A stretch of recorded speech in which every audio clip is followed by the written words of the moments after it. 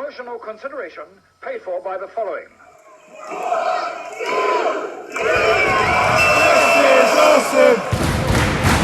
This is awesome! Hello and welcome to Cheap Shot Entertainment. We're going to do another quick shot review for you. I have a very special guest in the studio. He is from Aspire Wrestling and his name is Klassie Kiel Gibson. Welcome to the show, Kyle. Thank you, Luke. I'm nowhere near an expert on Star Wars. I went into this as a complete neutral. However, Kyle here is very much a Star Wars fan. Yeah, it's not quite as unhealthy as my obsession for Lord of the Rings. But it's fairly unhealthy. Yeah. We should be okay with this. Yeah, it's like my unhealthy obsession with Ghostbusters. I have proper Ghostbusters. Well, that's understandable, sure. Yeah. At least that's if you have an obsession with something, depending on what it is, obviously, or who it is, then that person will definitely think it's normal. Yeah. And then there'll always be other people that don't, much like our mutual love of wrestling. Very much so, yeah. I mean, we've got to a point now where it's like, listen, right, I know that you don't get it, and that's fine. If you like golf, fine. Just please keep your golf clubs and your boring sport away from me. It's fine. Sorry, I turned heel for a second. Sorry. Sorry. I agree. I agree. Sorry, I turned heel for a second. Sorry. Yeah, golf, awesome. Just keep it away from me. That's what I'm saying. Yeah, absolutely. Should we get on with what? Yeah, it's Star Wars Episode 9, Rise of Skywalker. I went to see it New Year's Day. When did you go and see it? We saw it New Year's Day, and we did see it once before that. Okay. Just when I came back from Wales, so I think it was like 27th or something like that. Okay, so just after Christmas.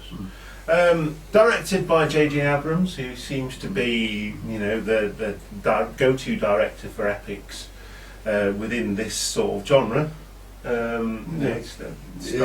Star Wars, did Star Trek as well, didn't he? Yes. That kind of thing.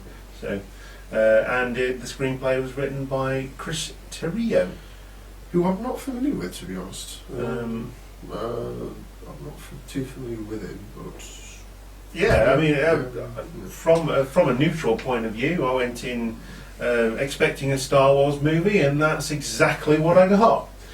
I think, my perception was that as a fan, I just went in and I didn't try to think about it too much, because if I see a film the first time, I like to go in just as an audience member, and I liked it. It's okay. The second time round, I think certain things, which we'll discuss in a minute, did start to poke out at me a little bit. Yeah.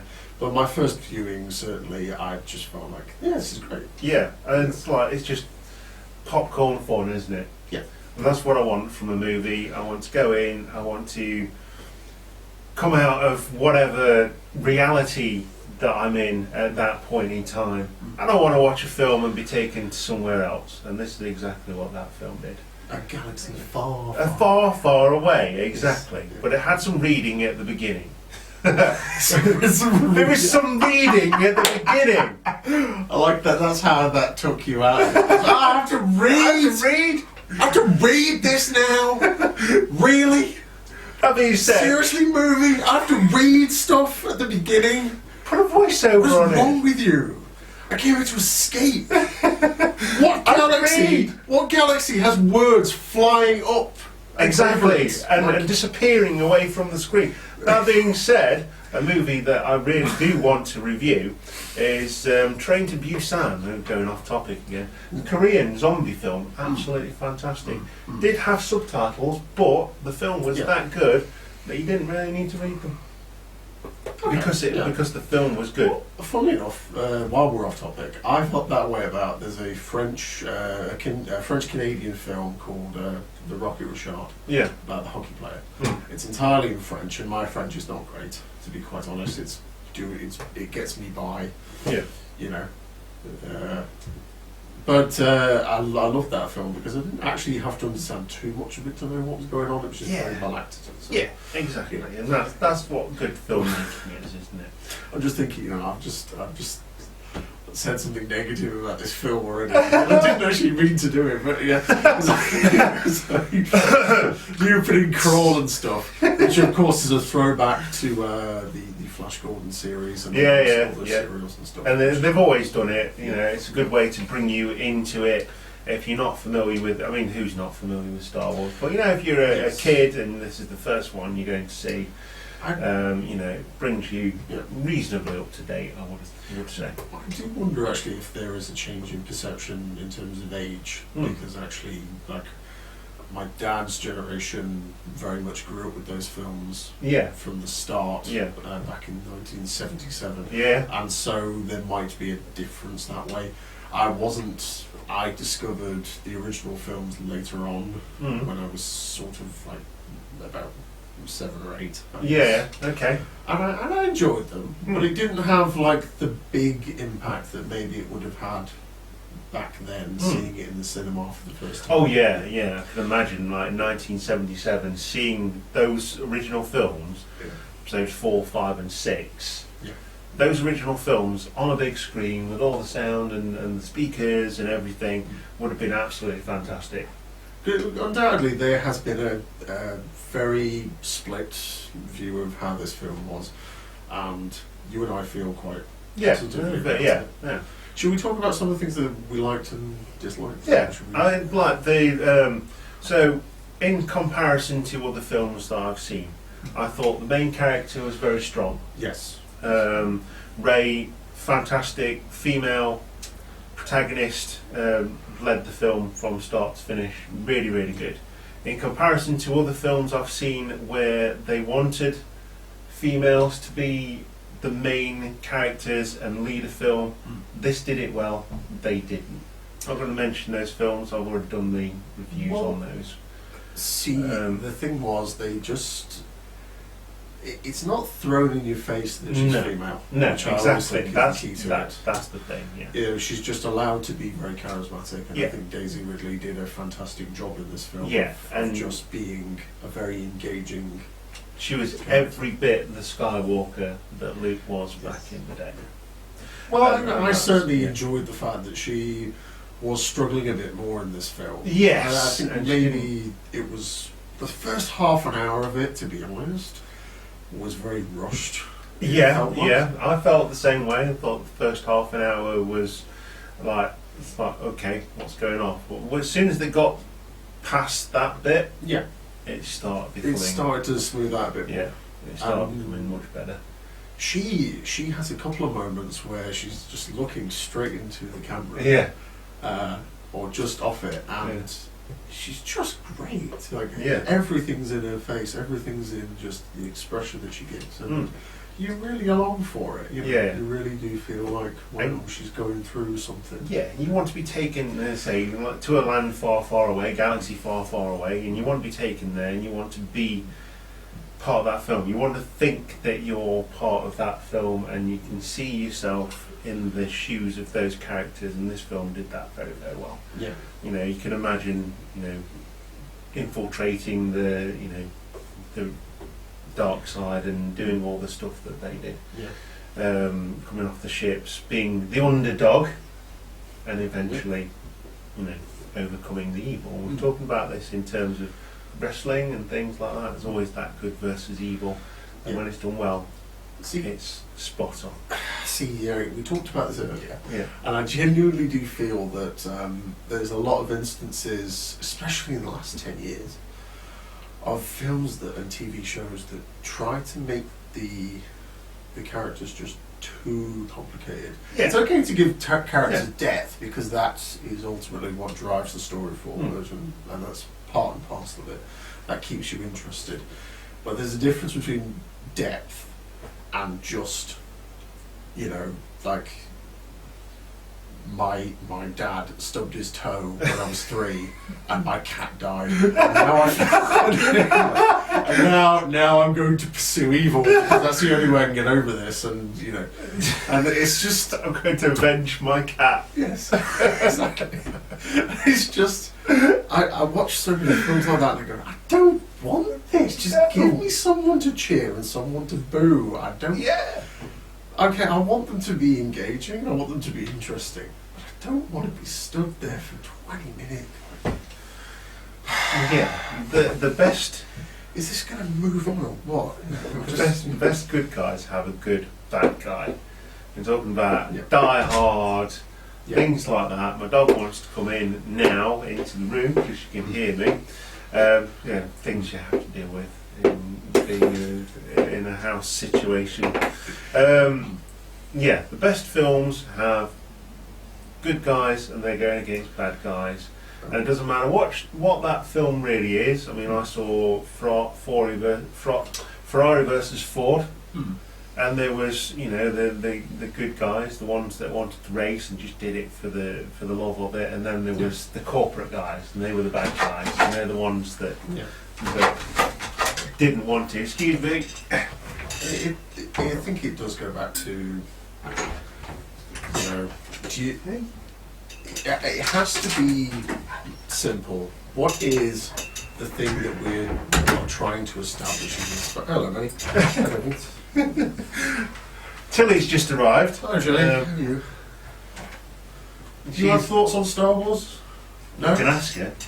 Come here. I thought the sets were boring. Oh, she didn't. I didn't say that. She did. She did. Sorry. She did. What do you think of Star Wars? I don't know. Do you want to say hello? Hey, babe. Right. So you understand Rey's motivation throughout this film, and that's really what made her arc very good. Although, can I say just one thing though about it was they get the gang together this time, which was really nice. Like they're all on this adventure together, except Rey. Yeah. It's like the mate that you go out with on a Saturday night, and it's that mate that goes out to the smoking area, and they're only going to be 5 minutes. And they're not 5 minutes because she does it like 3 times in this film. She just wanders off, or she just goes. Feels like she has to do it. She's like, I'll be back in a second, and then everybody's going, we're trying to leave here. We're trying to get off this planet, and she does it like 3 times, and it's just. Why does nobody tell her not to do that? And of course the main characters in this film and the last 2 films are joined by some older cast members as well. Got Billy D. Williams playing Lando Calrissian. It was good to see Mark Hamill back. That was great. This thing now with de-aging. I'll save that for another segment in a second. This thing with de-aging is, interesting. I mean, I've been watching The Irishman, and that's got everyone de-aged, and it's crackers. Princess Leia's back as well. Carrie Fisher, who I am a huge fan of, not only because she was a great actress, but I don't know if you've read any of her work at all, but it really is brilliant stuff. I can imagine her being like that. She always came across as that kind of person, even when she was doing films and stuff. She just said things that I felt like this person I could easily identify with. She said things that to most people might seem weird, but it kind of made sense to me. And that seems to be who she was. She just kind of got people, and it was great to see her in this film. It was. It was really nice. It was a nice send off for her in more ways than one. They had a tricky job putting that footage in the way that they did, but I think it worked. It was great to see Lando back, and there is another surprise which we can't. No, we're not going to reveal it. Don't want to do spoilers if you haven't seen it. Can we reveal the villain? Because it was kind of revealed. Do the villain. Okay. We'll do the villain. It's good to see the Emperor again. Yes. Because he's a perfect example of he's not really that complicated. No. To be quite honest, No. it's just I'm very entertaining, and I'm also the bad guy, and it's like, okay, I get it, it's fine. And I like to be evil. I don't, You know. Yeah, I don't mind. That's absolutely fine. I don't want to be anything different. Yeah. It's just dressed in black. Yeah. The good guys are dressed in white, and you know immediately where that's going. But if you've seen the originals, you know who the Emperor is anyway. You know that's the kind of deal. And I really enjoyed that they brought everybody back. 'Cause, you know, some people maybe felt that was a bit desperate, but to be honest, if you're bringing this cycle to a close, you kind of you've need got some of to the gang back. you've got to do it. You've got to do it. I very much enjoyed that. Going back to the de-aging thing, this is a section of the show I'd like to call #blind problems. Because being a visually impaired viewer makes a difference with a lot of these films. Like, people will talk about how some of the effects and things will take them out of it. For me, I can't, unless it's blatantly obvious, I really can't tell a lot of the time. So some of the de-aging stuff, some people criticised it. I really had no idea. No. That scene is so dark. There's one scene in particular that's really, really dark, and I really couldn't tell if it was... To be honest, it could have been anything. Really. It didn't bother me either. Obviously, I did notice it, but it didn't bother me because the story was so good. The film was so good. Like, go back to one of the original films I saw on Quick Shot Reviews, and it was Gemini Man with Will Smith. Yeah. And that de-aging really took me out of it. Is it just too much? Is it? I don't Because know. Because it was older Will Smith and younger Will Smith often in the same scene. Yeah. So it just, I mean, it wasn't a very good film anyway. And that, I think that added to it, and it made me see that more. A bit like CGI. If you're not watching a good film, you notice things more. Yeah. Because you're not watching a good film. I think Star Wars, it took me out of that element, and all the effects that they did were just, normal movie stuff to me. It's okay. I enjoyed it. Because I enjoyed it. There's a lot of stuff that I know that people do pick apart and all, and there's a lot of stuff which I miss. Because to be quite honest with you, there's a lot of times where people will see, oh, did you see that written on the wall? No, I didn't. So I can't say if it was good or not. And this is kind of the problem with some of the sets I actually found was, I'm sure they were very impressive, but on a screen, the only thing I could really make out was people's faces and people's shapes. Yeah. So a lot of the time I'm kind of watching this film and I'm sort of going, I'm listening more to the dialogue rather than paying attention to the world that they were on. Yeah. And so sometimes I guess that's just something I miss out on personally. For those of you who could see properly, you may have noticed some things I didn't, and please comment if you did. Yeah, do comment in the but tell Kyle what happened. if there's some bits that you noticed, if you're a full-on Star Wars fan, put in the comments. Go over to go and see Kyle on social medias and stuff like that, and tell him if there's some things that you saw that you think might be interesting for him, and do it. Yeah. Absolutely. This is where they'll email me saying like, "Oh, there was a giant donut." Like, I go, "Come on, I know that." We know who that would be. Tell me something. We know that would be Jamie Flash. Yeah, I'll get a message. From Zena saying I was in the background. Somewhere. She wasn't in the background. Setting off rocket launchers. She was the main villain.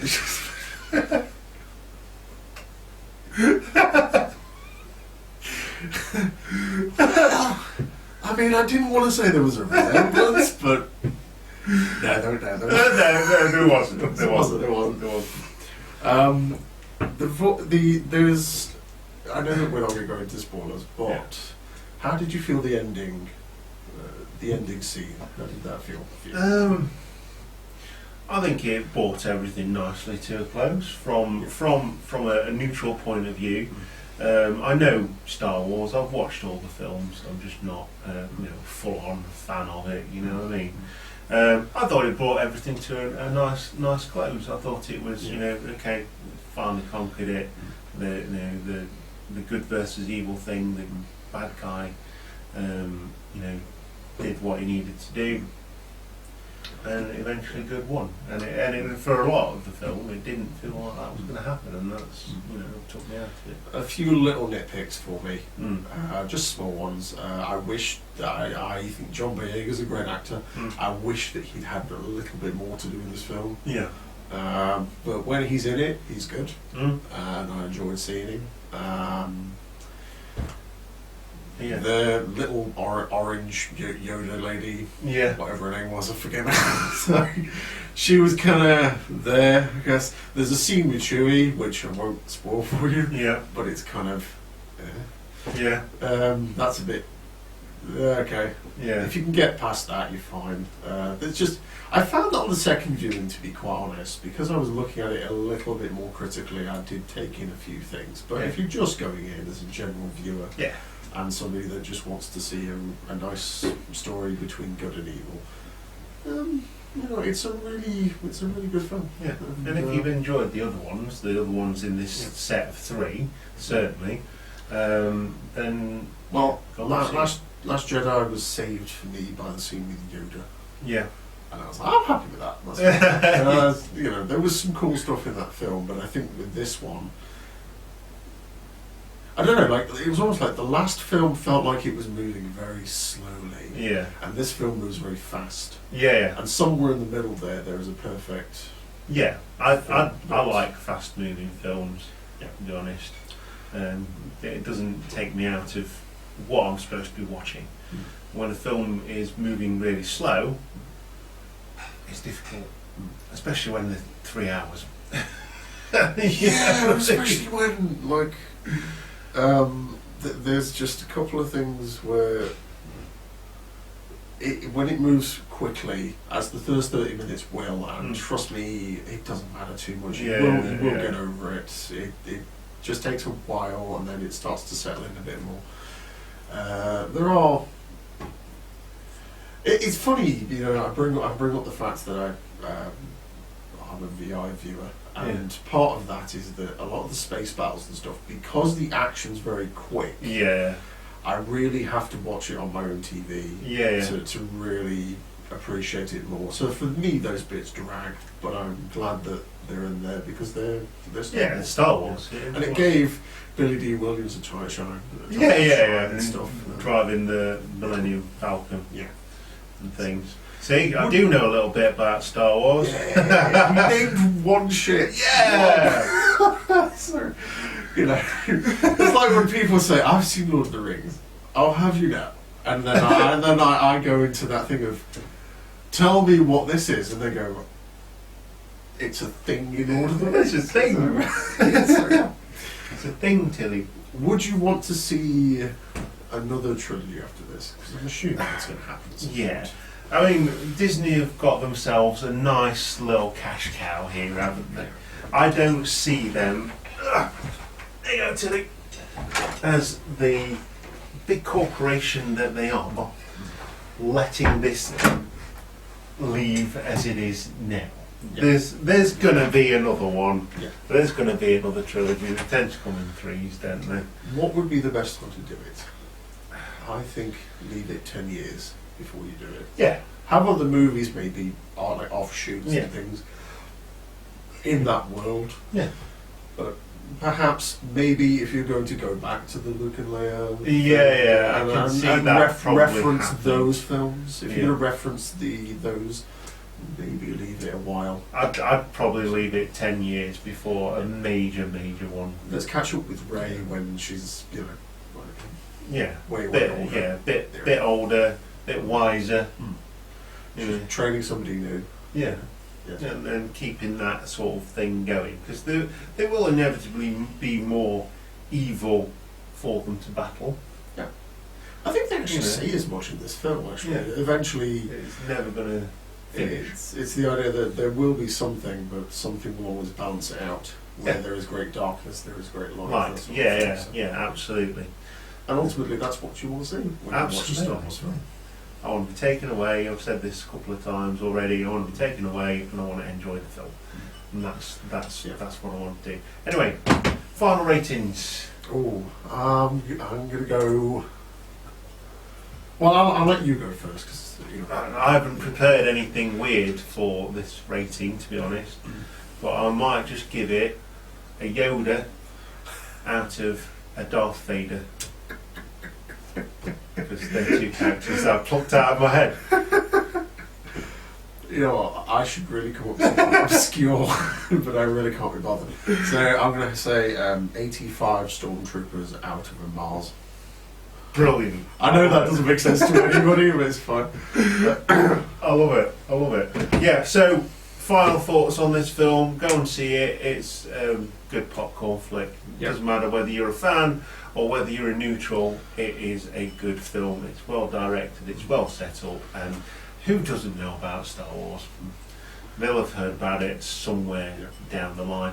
Whether it's the Family Guy versions or the proper versions, someone will have seen or heard of Star Wars. Yeah. My final thoughts would simply be, just go into it thinking, I'm going to just have a bit of fun for 2 hours. If you sit there and take it apart, you will find things wrong with it, and it will ruin the experience. Maybe just go in. Go in as neutral. Just have fun. Go in as a neutral. Always go into films as neutrals. We can sit here and say go and see it, but if you don't want to go and see it, don't go and see it. That's your prerogative. You have the autonomy to do that. Anyway. Or if you just want to help me figure out what happened, then go see it. Then go and see it and get in contact with... Describe to me what happened, because I'm sure I missed out on something. But Klassie Kiel. Yeah. Through Aspire. We've got social media. Yes, well, you can catch us. I actually act as an interviewer, announcer, wrestling trainer, trainee extraordinaire. So I do many things and I wear many hats. If you do want to see us, make sure that you check us out at Spy Wrestling Alliance on Facebook and Twitter and Instagram. The other thing as well is that we have, I'd like to mention it if you don't mind. Yeah, go for it. We have a charity event coming up. I was going to ask you about that actually. That was one of the things. I'm glad you brought that up. Long before, ladies and gentlemen, I was an interviewer. I did many different things, but one of the things that I did from the age of 16, I did my first stand-up gig. Yeah. And I've done a few gigs over the years here and there. I've told you the story that I famously managed to anger 100 people in a club in Portugal because I told a lady in the front row to be quiet. That didn't go down well, so I guess she was important or whatever. But yeah, I don't know how that happened. All I can remember about it is that for some reason they came up and the mayor shook hands with everybody, all the dancers and all the singers and all the things after, and he just kind of blanked me as he walked past. So I don't know. Fantastic. Yeah. Anyway, the point is that we do have a charity event coming up with Artrace. That's going to be happening on the 1st of February at a country club not far from here. Yeah, believe it's is it Lum Farm? Lum Farm. Yeah, does that ring a bell? Lum Farm. And it's in aid of Alzheimer's Society, and I know that members of my family have been affected by that. Certainly members of families here at Cheap Shot have been affected. Yeah. So we're very much passionate about getting something, something done and contributing in some way. Yeah. So I think I'm probably going to go as well. So come down and see Kyle. Come and see me, Mr. Cheap Shot Entertainment. I know Arzina's going to be there. You've all seen her. There will be a hypnotist. There will be a disco afterwards with our lovely drag queens. There will be a magician going around showing tricks. So I'm kind of looking forward to seeing that. That'll be interesting. That'd be cool. And of course, it's a fully stocked, fully licensed bar as well. Of course, yes. Because that's the real selling point. Yes. Is the yeah. So I would say for more details on that, please look up. Forgive me, Ian. I did have the details somewhere. It is Ian Sharp. So get in contact with him. There's also a dedicated page as well, the fundraiser. So they're doing a bit of an auction of different things, which has started. So get on Facebook and have a look. You can always do it through Cheap Shot Entertainment as well. I always share everything that's charity based as well, that family members do and friends do as well. So if you're struggling to find out where it is, go on Cheap Shot Entertainment. That's on Facebook, Instagram and Twitter. And don't forget to pick up your merch as well. Hey, finally got my t-shirt. I'm going to get a Cheap Shot tie at some point. I don't know why. We'll figure that out. Choose your colours on close to order. That's close to order stores Cheap Shot Nation, and also on Blogger, and we are also on Babyface as well, doing write-ups for such as Aspire, Future and Hope Wrestling, for that fantastic app, so download that as well. Okay. Well, until I see you next time on this channel, ladies and gentlemen, stay classy. Absolutely, and we'll see you next time. Thank you very much for watching Cheap Shot Nation, and take care. As I was young and easy under the apple boughs about the looting house, and happy as the grass was green, the night above the dingle starry, time let me hail and climb, golden on the heydays of his eyes, and honoured among wagons I was prince of the apple towns, and once below time I lordly let the trees and leaves trail with daisies and barley down the rivers of the windfall light. And I can't remember the rest of it, but that's about it. Hiya.